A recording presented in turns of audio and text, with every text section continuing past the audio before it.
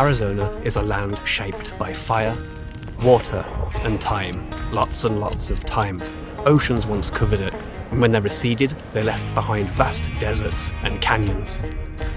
Volcanic eruptions and tectonic shifts shaped the rugged mountains and the deep valleys that we see here today. And that dramatic landscape created all kinds of habitats, from lush pine forests to sun-baked deserts. Ow! And with it, an incredible variety of birds. Arizona is a crossroads where the Sonoran Desert, the Rocky Mountains, and even the tropics all meet. It's one of the best places to go birding in North America, and in this series, we're hoping to find some of its most iconic species. I'm Stu. I'm Sarah. And welcome to our video series on Arizona.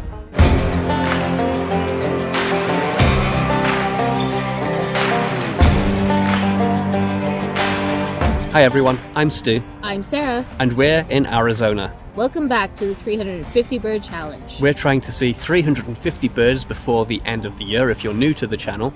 We need to try to find 100 here in Arizona, thereabouts, before we get back to our home province in Canada, of Ontario, because there's a limited number of birds there. So, can we do it? Stay tuned to the channel to find out.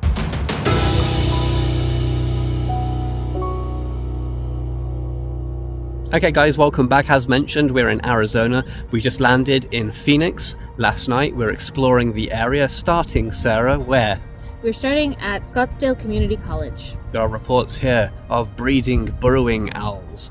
That would be a cool bird to find to start off our trip. However, they don't appear to be out yet. It's a little bit early, so I think we're going to walk around the campus for a bit first, see what other birds we can find to add to our list, and we'll come back for the burrowing owls in a little bit. Stay tuned. We began our birding in the parking lot at Scottsdale Community College, but hey, as we've come to learn, parking lots can throw up some of the best birds. By far the noisiest bird on campus this morning was this brewer's sparrow. By the way, for new viewers, we have to get birds on camera for you in order that they count for us. Something that's managed to elude us in Ontario thus far, the northern mockingbird, is common enough to be pretty much dismissed in Arizona. Dismissed? How dare you?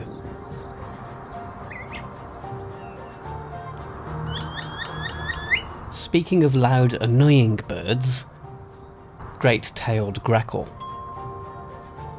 I was looking forward to seeing a lazuli bunting here. Lovely, colourful birds, except this is a female, so we'll have to keep our eyes peeled for a male. It was still early with the sun hanging low in the sky as we kept an eye on the burrowing owl habitat. Still no sign of them, but there's plenty of new birds for us to still see. Quick note for new viewers, we'll get a lot of lifers in these videos. It's our first trip here, but we have been to California before, so not everything here will be a lifer for us. For example, these Gambel's quails picking around the lot are a species we've seen before in California. We decided to head towards the campus buildings, figuring that the burrowing owls might appear once things warmed up. Don't worry though, today is Sunday, so the college is closed to students. Here's a verdin flitting about in the trees. The large woodpecker at the top here is a Gila woodpecker, very reminiscent of our red-bellied woodpeckers in the east, both by their appearance and their calls, and for good reason, they both belong to the same genus. Our first views here of a curved-billed thrasher. Despite the haul of fruit in its beak, it still looks pretty displeased in that way that thrashers do. And for you, also our first hummingbird of the trip, Costa's hummingbird, with the bright purple iridescence on those throat feathers, which can flare outwards. Well, as is often the case when we come somewhere new, the birds are coming thick and fast, everything is new to us, we don't always know some of the sound. What have we got so far, Sarah? So we've got Gila woodpecker, curve-billed thrasher, Gambel's quail, verdin, brewer's sparrow, A not even sure what else, but yeah. A few lifers mixed in there, so it's pretty good so far. It's a little bit difficult to get some things on camera. They seem quite flighty. Maybe that's just this particular location, or I don't know, we'll find out I guess as we go along. So anyway, stay tuned. Those burrowing owls still haven't come out yet, so we're still kind of walking around the campus, just picking up some birds, some of them common, most of them common, but some of them new to us. So here's nice views of a yellow-rumped warbler. This is the Audubon's subspecies most common in Arizona. It has a yellow throat and it lacks the black face mask of the myrtle subspecies, most common in Ontario. Here's a quick clip from our last video filmed in Ontario. Notice this myrtle yellow rump has a white throat and a black superhero mask across the eyes. So come on then, which one do you like best? Let us know in the comments.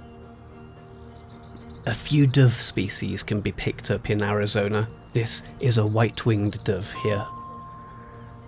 With some time having passed, we returned to the burrowing owl habitat, but not much here, until Sarah sighted something. Okay, so we've just seen a burrowing owl at distance. Sarah's eagle eye again. It's over on the baseball diamond, perched on top of the scoreboard. We're going to see if we can get a little bit closer. There's some Gamble's quails over here as well. I quite like those, so we're going to try and get a closer shot of those. Well, the quail refused to attend his photo shoot, running away in comical fashion. So, take me out to the ball game for closer looks at the burrowing owl. It ended up flying from this distant scoreboard in the centre to the foul post. Still pretty distant, but it's not a lifer or anything.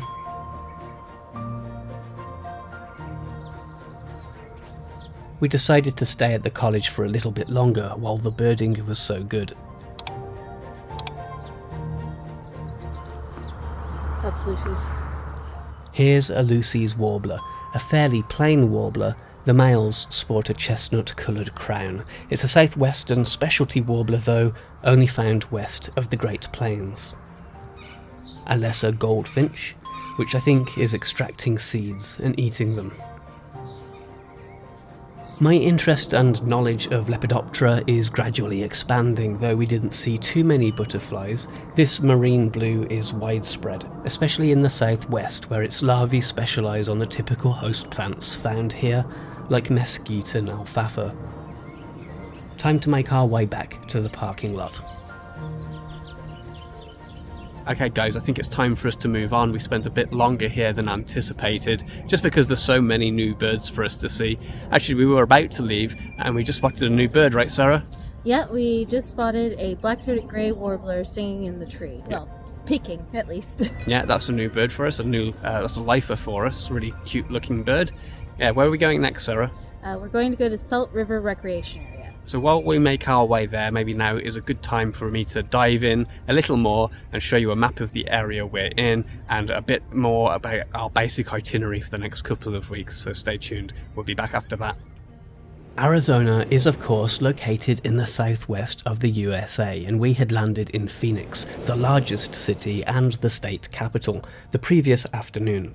Scottsdale can be found to the northwest, and here's the community college. As Sarah mentioned, our next stop will be Salt River Recreation Area. It'll be a series of different stops that we make that are located to the east along the Salt River. But let's take a look at the bigger picture and our general itinerary over the course of our 2 weeks here, and your several episodes spent in Arizona. Our plan was to travel from Phoenix up to the Grand Canyon via Prescott, Sedona, and Flagstaff. We were hoping to get eyes on the iconic California condor, but we'd surely pick up some other northern species on our travels.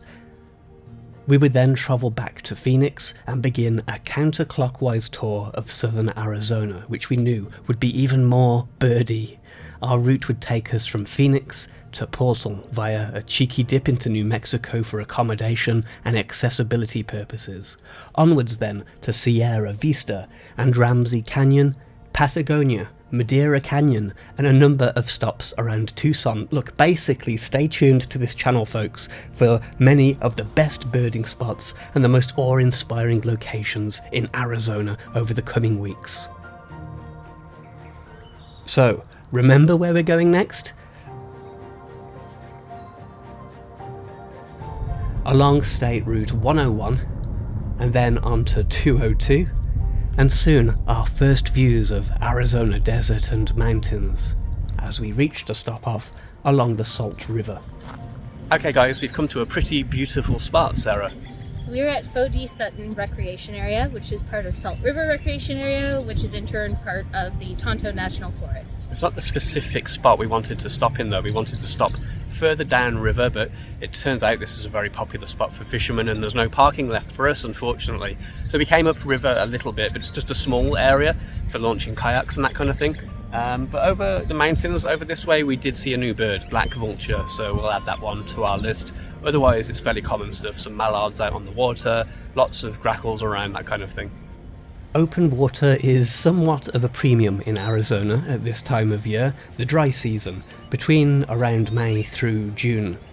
So, after clocking the mallards and American coot here, we moved on.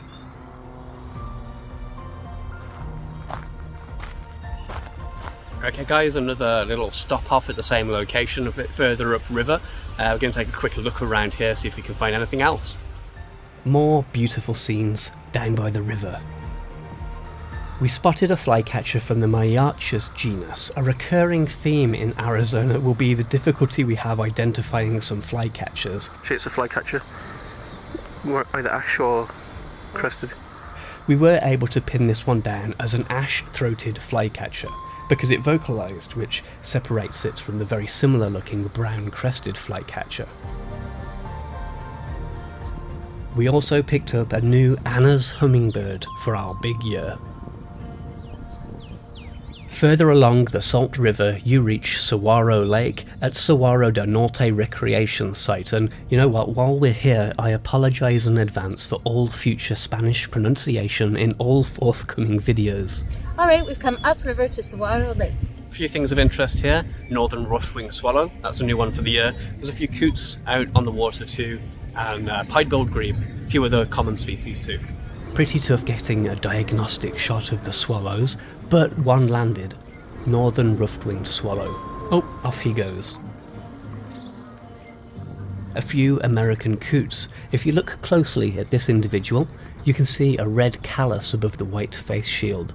This is present on most coots, but can be more or less visible, depending on maturity and breeding status. Black Phoebe is another new bird. That counter in the corner of the screen is working overtime. We enjoyed the surroundings of the nearby harbour for a little longer. And nor were we the only ones.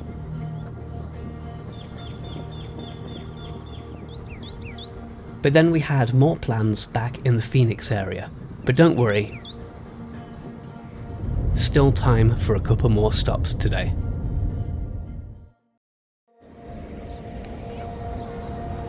But after a quick drive back towards Phoenix, where do we find ourselves now, Sarah? We're at the Riparian Preserve in Gilbert. It is in the middle of the day on a busy Sunday with lots of families around, so it might be a little bit quiet, but we are planning to come back here again in a few days' time when we come back towards Phoenix again, so stay tuned to the channel for that. In the meantime, we'll do a quick zip around this area and see what we can find here. The Riparian Reserve covers 110 acres, though 70 of those are actually water, in the form of recharge ponds. They sound fancy, but really they're just man-made ponds that collect stormwater, and, incidentally, provide 5-star resorts for birds and tons of other wildlife.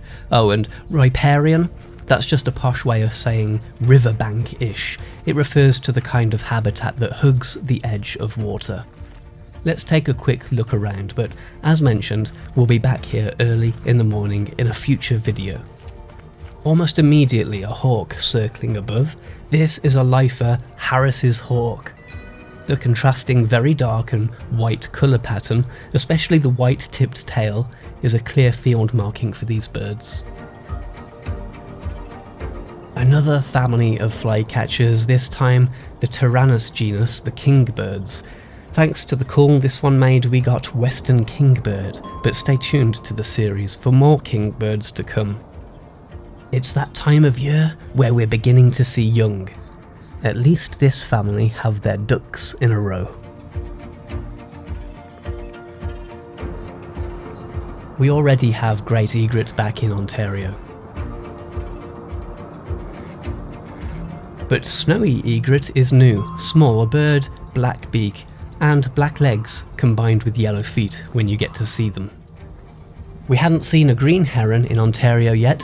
They visit us during the warmer months, but we'll count it here in Arizona instead. And to complete our heron roundup, there was a great blue heron preening and overseeing the marsh habitat high up on this pole. There are 8 bodies of water here, 7 designated as ponds and 1 as a lake, and they are joined by neatly manicured trails. About 3 double-crested cormorants behind us on the bank over there, a species we have to keep our eyes on because neotropic cormorant is also possible here. We don't see any right now though. I'm pretty sure this cormorant didn't mean to fall into the water. Send the tape to America's Funniest Home Videos. Stay tuned to the channel for neotropic cormorants, which we will also try to track down. Another lifer, Albert's Towie, which I spent the rest of the trip calling Albert's Towie.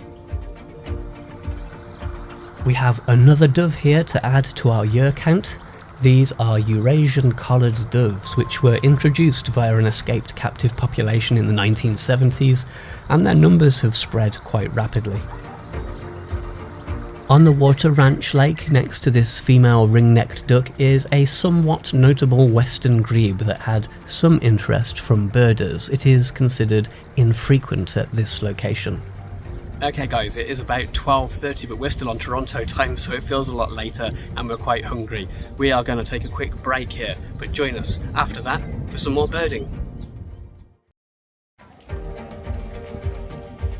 Okay guys, lunch done, we're back on the trails again. Sarah, this location is? Desert Botanical Gardens. So botanical gardens with lots of interesting cacti and other plants, but we're going to see if we can find some new birds in and amongst it. Stay tuned.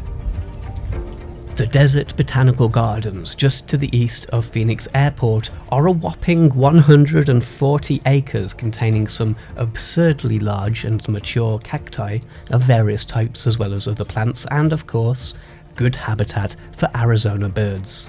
Including the awesome gilded flicker. We only saw this one on our whole trip, a bird with very limited range, specialising in the desert. It excavates holes in specific cacti. In the US, it can be mostly found in Arizona only, with maybe a few finding their way into Southern California and Nevada. We very much enjoyed seeing this bird. We've got northern flickers back home, and this is like the cactus-loving desert cousin of that bird. I'll talk more about saguaro in a future episode, but the saguaro flower blossom shown here is the state flower of Arizona, and they're how the cactus reproduces. We'll have a look at a few more plants. This is organ pipe cactus, and I'm sure you can see why it has that name. Okay guys, it's pretty quiet here, so we're not seeing a ton, but we did just see phenopepla. Terrible looks to begin with at the top of a tree, so difficult to focus and get a clear shot of it, but 3 or 4 of them were calling, so we followed the sound of that. In the brush here, we are still on the trail though, I should say, and we got decent shots of phenopepla. That's one of the birds on Sarah's top 10 most wanted. Wait a minute, top 10 bird alert. We'll come back to this in a second. Before the trip, we spoke to supporters of our channel who are members about our top 10 birds. We each decided on 10 birds that we would most like to see on the trip, plus 1 more bonus bird each, which we considered would be a long shot but possible. Well, Sarah just got her phenopepla, so we can cross that one off the list. This is also a lifer for us. The phenopepla is sometimes jokingly called the Goth Northern Cardinal, but despite the dark colours and the attitude, it's actually more closely related to waxwings than to cardinals. Scientists once lumped them together until DNA tests said, "Not today, my dark eyelinered vampire friend," and granted phenopeplas their own family, the silky flycatchers. Oh wow, another awesome bird, cactus wren. Look at that beak, quite long and curved, which makes it perfect for rummaging for food through the spiky cactus plants of its habitat, where it also builds large nests in cholla and saguaro in particular. This bird is special for us to pick up because it's the state bird of Arizona. Buckthorn cholla is one of the most common cholla species found in the Sonoran Desert region. All of Sarah's dreams are coming true. What did you just see, Sarah? We just saw a green-tailed choey. That's another one of Sarah's top 10 most wanted. Let's take a look at it. Green back, that bright rufous crown, and a bold white front. Pretty dapper looking, but let's pull up that list, because Sarah is leaving me in the dust now. This is her second bird to be crossed off her top 10 list. With no more stops left for today, we continued around the gardens at a fairly leisurely pace. Another native cactus species widespread across Arizona, Engelmann's prickly pear.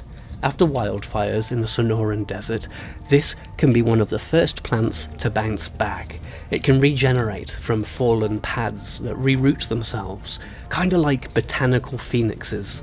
After quite a bit of walking, we decided to monitor a suspicious cactus. Okay guys, we're just staking out a saguaro cactus ahead of us. We've heard reports that a western screech owl likes to hang out there, so we're just sitting tight for a while, waiting for it to get a bit later, waiting for the temperature to go down a little bit, more chance of it coming out. Best chance would be first thing in the morning, but it's too late for that, so... We had seen photos of the owl in this specific hole. We recognised the white markings around it, but I guess the owl has moved on because look, someone else has moved in. A European starling, that invasive species that also likes to use cavities for nests. Not quite the bird we were hoping for, so we decided for one last little walk around. Let's see if we can find a few last-minute birds. Quite near to where we sat near the cactus, a black-tailed gnatcatcher was flitting around. And a western wood pewee not too far away.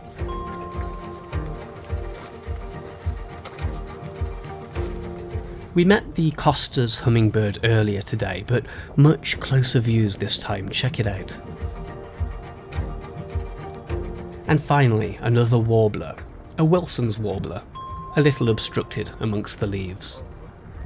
Okay guys, our time at the Desert Botanical Garden and our day is now up. Saw lots and lots of birds today, including several lifers. It's been a really productive day. Stay tuned to this video because we'll be back with more from Phoenix tomorrow. Sarah, what do the viewers have to look forward to? So we are going to start our morning at Treys Rio Wetlands, and from there, Basin Meridian wildlife area. Time for us to go to our hotel, get something to eat, checked in, all that kind of thing. Stay tuned, back after the break.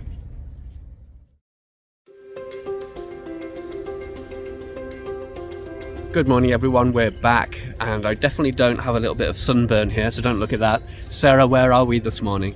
We are at Treys Rio Wetlands. Now you are supposed to have a permit to come here. A little bit of a tip for you, they completely ignored us when we applied for one, but then we may have access to a US postal address. When we used that one, they did give us a permit. It's just a straight track that runs along a salt river here. There is a wetland to the side of us which is fenced off. You're not allowed in that section and you need a permit for the bit that we are walking. Hopefully the birds will kind of come out of the marsh a little bit towards the river and we'll see some new stuff this morning. Stay tuned, let's take a look here. Treys Rio Overbank Wetlands can be found to the southwest of Phoenix, the opposite direction along the Salt River that we visited yesterday. A permit can be requested from the Government of Phoenix website. With the morning sun low in the sky, we walked along the trail that skirts the wetlands. There is brush at the side of the trail, but you get the occasional glimpse of the river. Above the muskrat, yellow-headed blackbirds. A lifer for me. Many of them flushed, but luckily this one stayed behind for me to film. Okay guys, we just got yellow-headed blackbird. Funny story, back in California 2 years ago, I was focused on some fairly common bird, staring at it intensely with my camera, and Sarah's like, yellow-headed blackbird, yellow-headed. So she saw it in California and I didn't, but on that basis, for video purposes, we're calling it a lifer. Yay! New bird, lark sparrow. Fairly common here, especially in grassland areas. As always, we were surrounded by great scenery and mountains as we made our way further along the river. Not much further along though, a couple of young great blue herons in the nest with one of the parents. We watched them on and off while the parents took turns fishing. Here they come.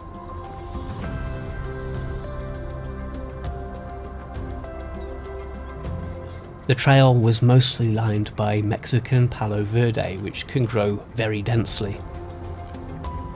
Towards the end of the trail, a bunch of herons, great egret at the bottom, black-crowned night heron, and then green heron. We turned back and retraced our steps back to the beginning. We're missing the early warbler migration back in the east, but here's a yellow warbler in Arizona to make up for it.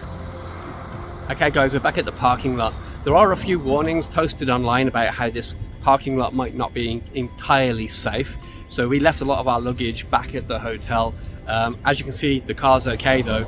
It is a little bit scruffy looking, but so I guess take your chances. I don't want to be responsible if you leave your car here and it doesn't turn out okay, but for us it's been fine. But it does now unfortunately mean we have to go back to the hotel, pick up luggage. We also need to get something to eat because we skipped breakfast. But stay tuned, we'll take a quick break here and then move on to another spot.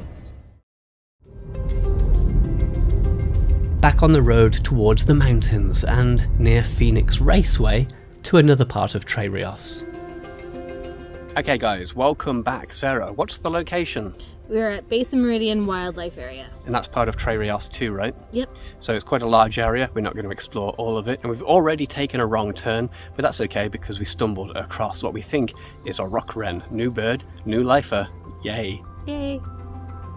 Although the rock wren didn't quite make it onto my top 10 wish list, it was on my long list, and so I was glad to see it. We turned back through the wash in the growing heat, but hey, had we not taken that wrong turn, we wouldn't have gotten the rock wren. It was the only one that we ended up seeing on the trip. And also, I got this nice elevated view over the valley while we were there. Alright guys, we're just heading to an overpass. We see swallows nesting there. Good shout that it might be cliff swallows and that would be a new bird. But as you can see behind us, there's a bit of a desert oasis and there's two black-necked stilts there, so that's really cool. Nice views of that. Very nice views of this black-necked stilt. We like these birds, well adapted to shallow water foraging with those long pink legs and needle-fin bill. Our destination is this bridge. We took a closer look at the swallows. If you look closely at the foreheads of these birds, you should see an off-white, buffy-coloured patch on the forehead, which makes these cliff swallows, and another new bird. One of the birds we were hoping for here was American barn owl. They're active in this area, and that's one of my top 10 birds to find in Arizona, but it hasn't worked out. However, we will look for those again in future episodes. In the meantime, it wasn't a wasted time because we got the black-necked stilt and cliff swallow. We're going to move on now to a new spot. Stay tuned. Sarah, where are we? We're at Glendale Recharge Ponds. There's a kind of reservoir behind the camera. You can drive this area. You can see a dirt track here. But it's quite bumpy in places and narrow, and there's workers here. We have a rental car, so we decided to park on the other side of a storm drain, and we've walked in instead. It's not too far, so we're hoping for some shorbs, maybe, and some waterfowl. Maybe cinnamon teal, that's been reported here. Anything else that's been reported here, Sarah? There's been 70 or so target species for us, but some of interest would be the white-faced ibis, as well as dowitchers. Let's take a look.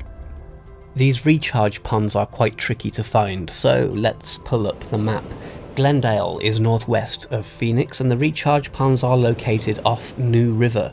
By car, if you drive up North 107th Avenue until it turns into a dirt road, well, just keep going as it becomes West Bethany Home Road.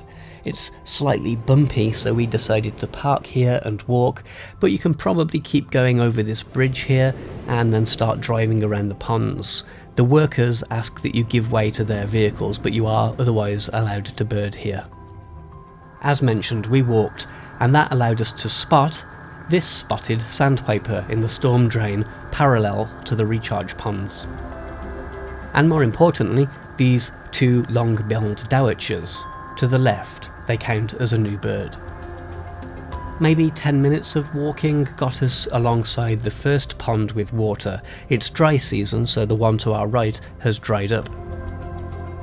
There were a few good-looking lark sparrows in the now grassy field though.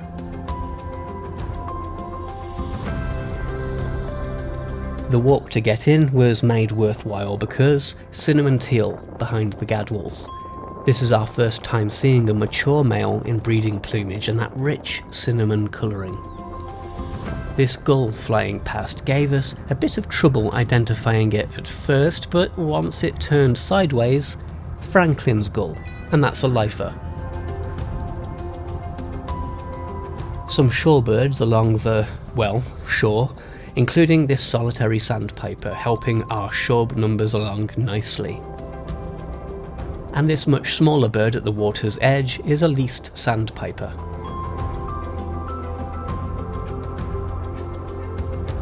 Up above, we got our second Harris's hawk fly over, and this one is a little bit clearer. And besides some common species, that was about it, as a couple of dust devils rolled by.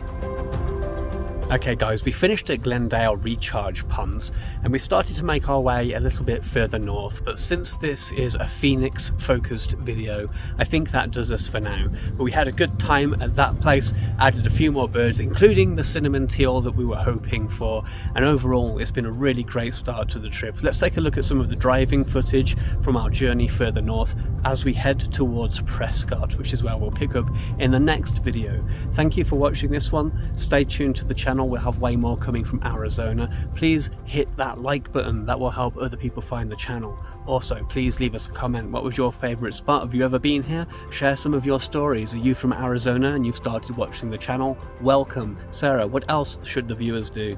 If you haven't already, please subscribe, and after subscribing, select the bell for notifications of new videos. Really beautiful views here in Arizona as we continue, as I say, further north to Prescott, which is where you'll find us next time you tune in. Thanks for watching, happy birding, and bye for now. Bye.